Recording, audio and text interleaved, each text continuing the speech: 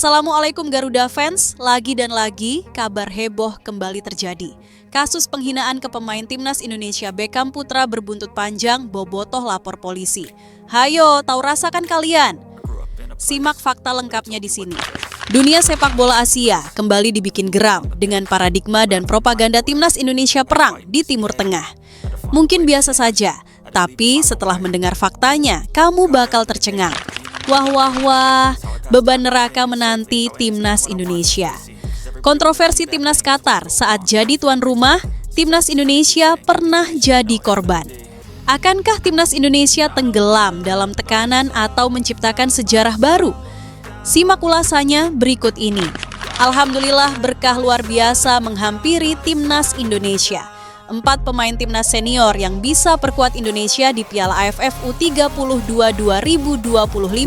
Justin Hubner turun kasta. Dengarkan baik-baik. Ish, tak elok berkata seperti itu. Masyarakat Malaysia sepakat timnas Indonesia pasti kesusahan lawan pemain naturalisasi timnas Malaysia. Padahal sudah jelas. Tim cuman mentok Piala Asia doang. Itu pun kalau lolos dan menang lawan King Indo. Kalau kalah, bisa apa? Apakah kalian setuju dengan pernyataan tersebut? Berikut fakta lengkapnya. Masyarakat Indonesia dikagetkan dengan kabar super heboh yang satu ini. Valid A. 1.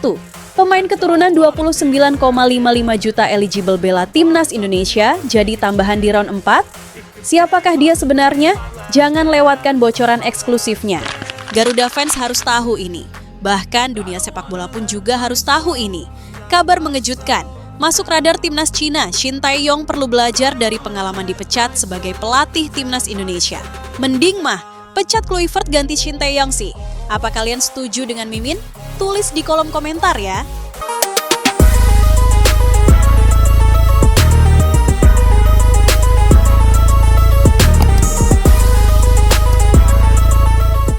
Mantan pelatih timnas Indonesia, Shin Tae-yong berpotensi segera kembali ke lapangan hijau. Ia masih belum menemukan tim yang dilatihnya sejak didepak dari kursi kepelatihan timnas Indonesia pada 6 Januari 2025. Atau sudah 6 bulan, lamanya Shin Tae-yong menganggur sebagai pelatih. Timnas Indonesia kini dibesut sosok legendaris asal Belanda, Patrick Kluivert yang menggantikan Shin dan sudah memimpin 4 laga untuk skuad Garuda. Shin Tae-yong cukup lama memimpin timnas Indonesia, yakni selama 5 tahun bekerja untuk tim merah putih baik di level senior maupun kelompok umur.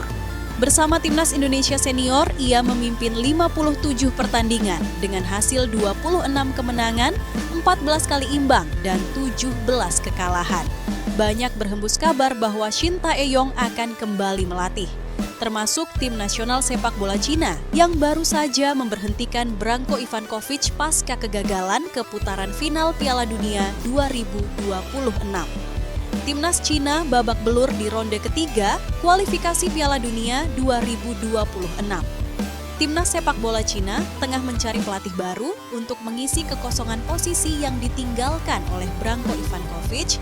Timnas Cina akan membuat revolusi besar demi bisa ke Piala Dunia 2030 dan sedang mengincar Shin Tae-yong yang sedang tidak melatih tim manapun sejak bulan 2025. Shin Tae-yong telah membuktikan kemampuannya sebagai pelatih timnas Korea Selatan dan bersama timnas Indonesia. Media Korea Selatan, Chosun, membuat ulasan menarik bahwa Shin Tae-yong kemungkinan tak akan menerima tawaran dari Cina secara mentah-mentah. Shin Tae-yong dinilai tak ingin punya nasib seperti saat bekerja di timnas Indonesia. Tiba-tiba menjadi bahan pembicaraan setelah tersingkir dari Piala AFF 2024 dan masuknya pemain naturalisasi Belanda membuat situasi terguncang dengan kabar yang menyebutkan Ketua PSSI Erick Thohir menginginkan pelatih asal Belanda. Pada akhirnya, pelatih Shin pun tak dapat terhindar dari pemecatan meski telah lama mengabdikan diri untuk Indonesia, tulis Chosun edisi Minggu, 15 Juni 2025. Branko Ivanovic baru 1 tahun lebih menangani Cina sejak Februari 2024 dan memimpin 14 pertandingan. Bahkan pada awal perjalanan di putaran ketiga kualifikasi Piala Dunia 2026 zona Asia. Gelombang tuntutan agar Branko Ivanovic diminta mundur setelah Cina meraih hasil buruk di 2 laga awal. Grup C babak ketiga kualifikasi Piala Dunia 2026 atau sejak September 2024. Cina terpuruk di posisi juru kunci klasemen grup C tanpa poin. Ini karena tim negeri tirai bambu selalu kalah di 2 laga awal. Sementara, Shin Tae-yong bekerja selama 5 tahun sebelum diberhentikan dari kursi pelatih timnas Indonesia. Sekalipun Shin Tae-yong menangani timnas Cina, tidak ada jaminan ia tidak akan menghadapi situasi ini lagi. Branko Ivankovic pun harus bertanggung jawab penuh atas minimnya kemampuan timnas Cina dan menuai banyak kritik dari penggemar Cina. Lanjut artikel itu. Faktor lain yang ikut membuat Shin Tae-yong tidak akan menerima tawaran melatih Cina adalah kesibukannya saat ini setelah tidak melatih timnas Indonesia.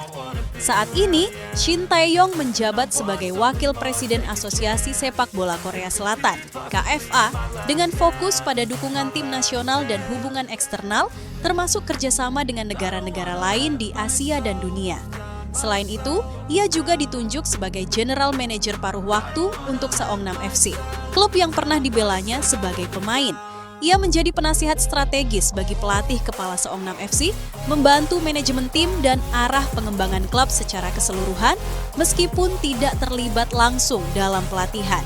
Selain itu, ia juga tengah mengembangkan keterampilan administratifnya sebagai Wakil Presiden Asosiasi Sepak Bola Korea dan Direktur paruh waktu Seongnam FC, sehingga belum pasti apakah tawaran kursi pelatih Cina akan menarik bagi Shin Tae-yong, tukas pemberitaan Chosun. Keputusan Konfederasi Sepak Bola Asia, AFC, menunjuk Arab Saudi dan Qatar sebagai tuan rumah penyelenggara putaran keempat, kualifikasi Piala Dunia 2026 zona. Asia memicu kontroversi dan kecaman banyak pihak, sebab ditunjuknya Arab Saudi dan Qatar sebagai tuan rumah penyelenggara di fase ini dianggap tidak adil, karena mereka juga berstatus sebagai peserta putaran keempat, kualifikasi Piala Dunia 2026 zona Asia. Apalagi jika berbicara secara khusus mengenai rekam jejak Qatar yang tak pernah sepi dari kontroversi, maka timnas Indonesia dan para peserta lainnya harus berhati-hati dengan potensi ketidakadilan yang bisa terjadi. Setidaknya, ada beberapa peristiwa kontroversial yang pernah melibatkan timnas Qatar maupun Federasi Sepak Bola Qatar yang menciptakan citra negatif terhadap mereka. 1. Qatar versus India, kualifikasi Piala Dunia 2026. Dalam duel grup A putaran kedua kualifikasi Piala Dunia 2026 zona Asia, gol penyama kedudukan yang dicetak pemain Qatar, Youssef Ayman, dianggap sah meskipun bola sudah keluar garis. Sayangnya, dalam laga ini VAR tidak tersedia mengintervensi. India akhirnya kalah 1-2 dari Qatar dan tersingkir dari perebutan tiket ke putaran ketiga, kualifikasi Piala Dunia 2026 zona Asia. 2. Qatar versus Uzbekistan, kualifikasi Piala Dunia 2026. Pada putaran ketiga, kualifikasi Piala Dunia 2026 zona Asia, timnas Uzbekistan juga pernah menjadi korban kecurangan timnas Qatar saat berjumpa di grup A. Ketika itu, keduanya berjumpa di kandang Qatar. Babak tambahan waktu yang sangat panjang hingga menit ke-102 dan gol kemenangan Qatar di detik-detik akhir memicu perdebatan. Ketika itu, Lucas Mendes mencetak gol ketika laga sudah menginjak menit ke-90 plus 12. 3. Qatar versus Iran, Piala Asia 2023. Pada ajang Piala Asia 2023, tepatnya saat berjumpa pada babak semifinal, timnas Iran pernah mengalami nasib yang nahas ketika berjumpa Qatar sebagai tuan rumah. Ketika itu, gol kemenangan timnas Qatar yang diukir oleh Almoez Ali disebut dicetak dalam posisi offside yang jelas terlihat di tayangan ulang. Sayangnya, dalam momen sekrusial ini VAR tidak digunakan. 4. Qatar versus Indonesia, Piala Asia U23 2024. Timnas Indonesia sebetulnya juga pernah menjadi korban keganasan dari Qatar yang kerap melakukan kecurangan. Kali ini, momen itu terjadi saat keduanya berjumpa di Piala Asia U23 2024, di mana Qatar menjadi tuan rumahnya.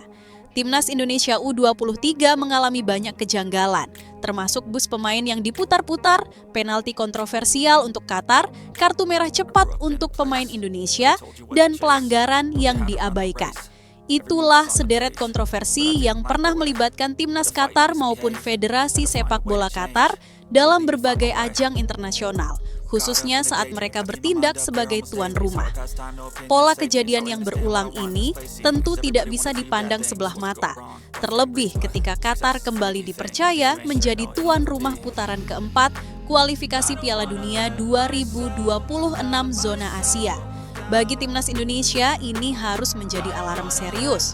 Persiapan teknis di lapangan memang penting, tetapi kesiapsiagaan terhadap kemungkinan non-teknis juga tak kalah vital.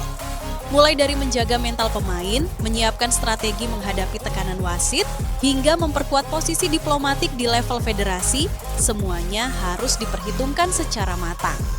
Pasalnya, perjuangan Indonesia di babak ini bukan hanya soal adu taktik dan strategi di lapangan, tetapi juga soal keberanian menghadapi tantangan yang mungkin tidak selalu berjalan adil.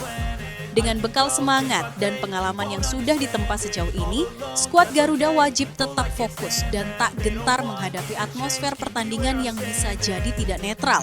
Piala AFF U23 2025 berpotensi menjadi panggung unjuk gigi bagi sederet pemain muda yang sudah malang melintang bersama timnas Indonesia di level senior. Mereka bisa membuat Indonesia berada pada level lebih kompetitif. Piala AFF U23 2025 akan dimainkan pada 15 hingga 29 Juli mendatang. Indonesia akan jadi tuan rumah dengan Stadion Gelora Bung Karno dan Stadion Patriot sebagai lokasi bertanding. Berdasarkan regulasi usia, turnamen ini diperuntukkan bagi pemain yang lahir pada tahun 2002 atau sesudahnya.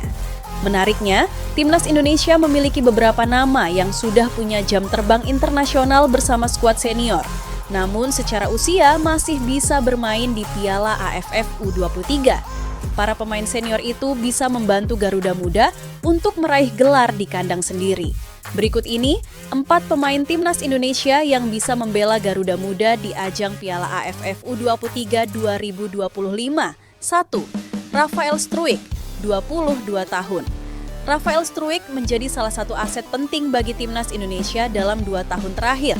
Pemain serba bisa ini dikenal punya mobilitas tinggi, visi permainan bagus, serta fleksibilitas yang memungkinkan dia bermain di berbagai posisi menyerang. Meski lebih sering tampil di sektor sayap bersama timnas, Struijk sejatinya memiliki dasar permainan sebagai gelandang serang, bahkan penyerang kedua. Dengan usianya yang masih 22 tahun pada pertengahan 2025, Struijk memenuhi syarat untuk tampil di Piala AFF U23. Pengalamannya menghadapi lawan-lawan tangguh di level senior seperti Irak, Jepang, dan Korea Selatan bisa menjadi nilai tambah besar bagi timnas U23. 2. Justin Hubner, 21 tahun. Justin Hubner adalah tipikal bek modern yang langka dimiliki timnas Indonesia. Dengan postur menjulang, permainan lugas, serta kemampuan membaca permainan yang sangat baik, Hubner telah menjadi andalan di lini belakang skuad senior asuhan Shin Tae-yong maupun Patrick Kluivert. Kendati masih berusia 21 tahun, bek tengah kelahiran Belanda ini telah mencicipi berbagai laga internasional berintensitas tinggi, termasuk di ajang kualifikasi Piala Dunia 2026. Jika diturunkan di Piala AFF U23 2025, kehadiran Hubner akan membuat lini pertahanan Indonesia jauh lebih solid dan percaya diri. Ia tak hanya mampu menghalau serangan lawan, tapi juga menjadi inisiator serangan dari belakang berkat visi bermain dan akurasi umpannya. 3. Marcelino Ferdinand, 20 tahun. Nama Marcelino Ferdinand sudah bukan lagi milik level kelompok umur. Gelandang berusia 20 tahun ini bahkan menjadi bagian penting dari revolusi permainan timnas Indonesia di bawah Shin Tae-yong. Dia juga jadi tumpuan Patrick Kluivert. Dengan kecerdasan bermain, ketenangan dalam menguasai bola, serta kemampuan mencetak gol dari lini kedua, Marcelino adalah tipikal playmaker yang bisa menentukan hasil pertandingan seorang diri. Meski kini bermain di Inggris bersama Oxford United, Marcelino tetap menjadi tumpuan di skuad Garuda. Jika dilepas oleh klub, kehadirannya di Piala AFF U23 2025 akan menjadi pembeda. Ia bisa menjadi motor permainan sekaligus mentor bagi pemain muda lain. 4. Ivar Jenner, 21 tahun. Ivar Jenner telah menjelma menjadi metronom lini tengah timnas Indonesia sejak debutnya tahun lalu. Gelandang bertahan ini punya kemampuan distribusi bola yang baik, tajam dalam duel, dan cerdas dalam membaca arah permainan lawan. Meski masih memperkuat Jong Utrecht di Belanda, Jenner telah menunjukkan kelasnya di laga-laga internasional, termasuk saat menghadapi lawan tangguh seperti Vietnam dan Irak. Untuk Piala AFF U23 2025, Jenner bisa menjadi poros penting yang menjaga stabilitas permainan. Kehadirannya di lapangan tak hanya menambah dimensi taktis, tapi juga membawa ketenangan saat tim dalam tekanan.